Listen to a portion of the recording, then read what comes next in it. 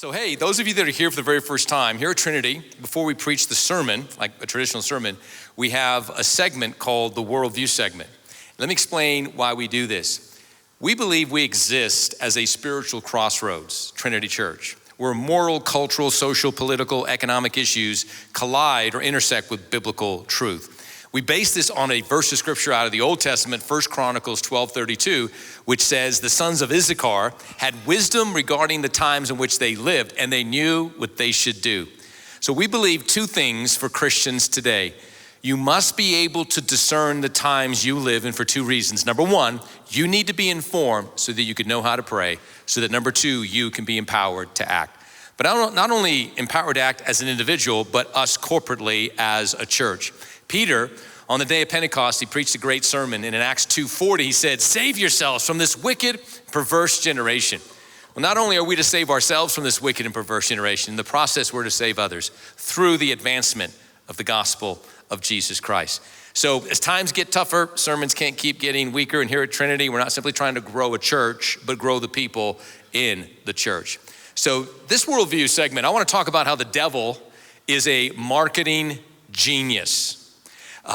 He takes what is good and makes it look bad. He takes what is bad and makes it look good. He communicates things that are upside down are really right side up, and those that are right side up are really upside down. And here's the verse of scripture, 2 Corinthians 11:14, and it says, no wonder, for Satan himself masquerades as an angel of light. In other words, Satan always comes in disguise. When the devil shows up, he's not wearing a red suit holding a pitchfork announcing, I'm the devil, look at me. He doesn't allow himself to be revealed if possible. So the devil himself, though, is a marketing genius. Some of you have a marketing degree, or maybe you are in the field of marketing. And what Satan does is he takes the two most powerful forces in society, religion and politics, and he has masterfully twisted them into tools of deception, turning what should unite and uplift into weapons of division and control. When you think about religion and politics, they are more powerful than most other human forces or influences, more powerful than culture, economics, education, media, entertainment, even science and technology. Why? Because religion and politics actually helps to influence these other forces in society. So the devil, he is the CEO and the chief marketing officer of his evil enterprise. And he operates his kingdom, which Jesus, by the way, one day Jesus was casting the devil out of somebody, and the religious leaders accused him of using the power of the devil to cast out the devil. And Jesus said, you just contradicted yourself. How can Satan cast out Satan? If that happened, Jesus said this, his kingdom would not stand, because a divided kingdom cannot stand. So Jesus tells us that Satan is a king of a kingdom, and that kingdom is very powerful, and that kingdom is powerful because that kingdom is united.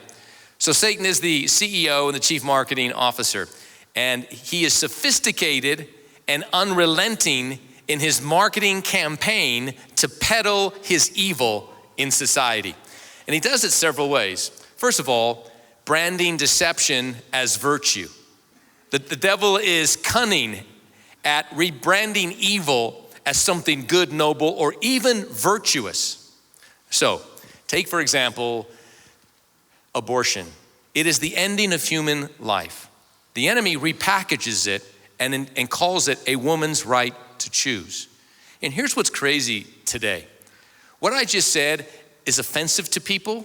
Not the very act of abortion, but how we interpret the truth of what it is offensive to people. So already he's got our minds twisted through his marketing campaign. Did you know that more than half of the United States voting Americans support abortion on demand? Actually, 63%. Once again, he masquerades evil, making it to appear good. Take, for example, in California, there's what's called the Safety Act.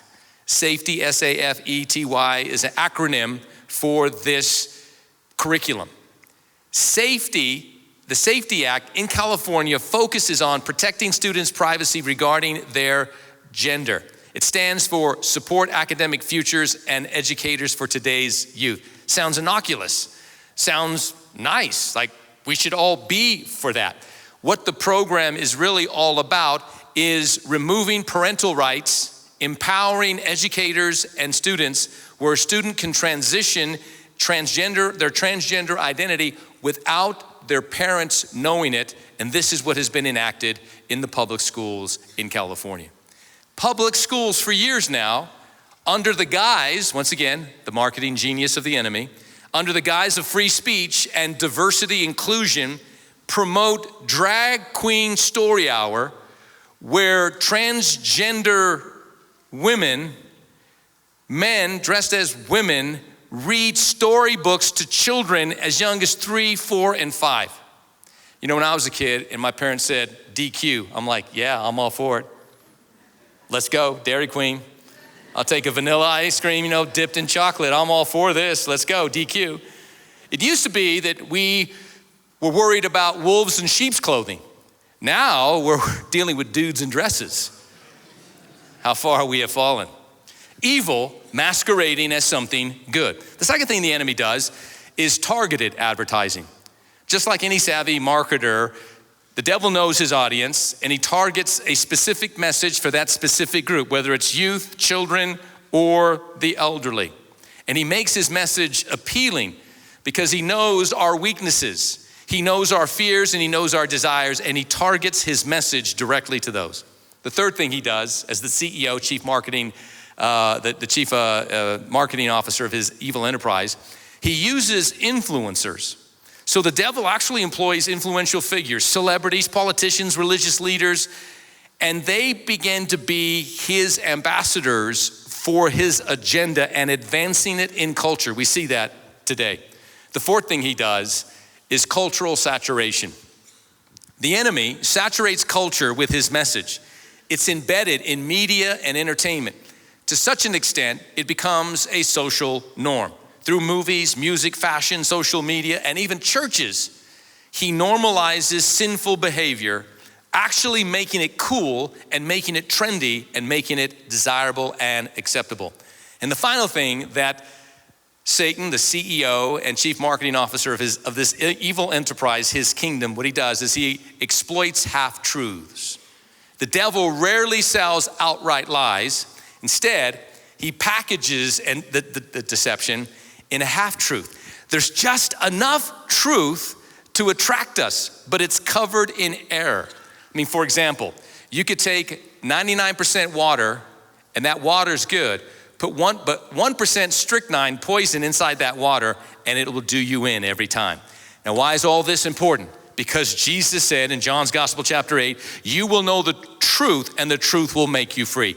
He didn't say you'll know miracles, and miracles will make you free. As important as miracles are, we believe that God is still a God of miracles. At the end of every service, we have prayer time, and we are praying and believing for miracle breakthrough in people's lives. We believe in miracles, but it's not miracles that set you free. In these last days, in a world that's turned upside down, you need truth. You need the whole truth. You need to know the truth. You need to believe the truth. You need to read the truth. You need to practice the truth, and you need to embrace the truth in your life.